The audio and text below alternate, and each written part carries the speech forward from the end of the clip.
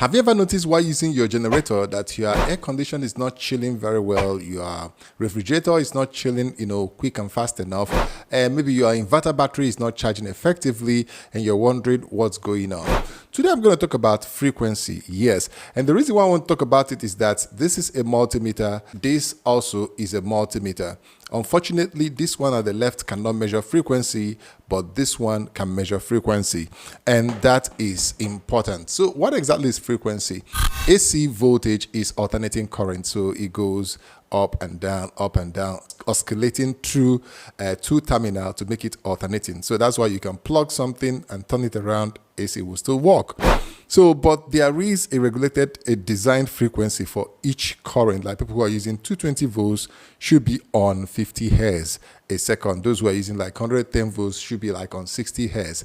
So what happens most time is that because of the vibration of your generator, it's not really giving the standard recommended frequency for your device. And once there are sensitive devices like AC, refrigerators, inverter, they will not function properly. And due to high frequency, your phone chargers are just burning and blowing up. High frequency from some generator that are good. If you start them, they will run too high frequency, your charger is burnt immediately, your laptop charger, phone charger, and all that. So make sure you get a multimeter with a frequency reader. I'll put a link to this in the description so you can get it. And sometimes if you put on your generator or some other stuff, and then you can check the frequency.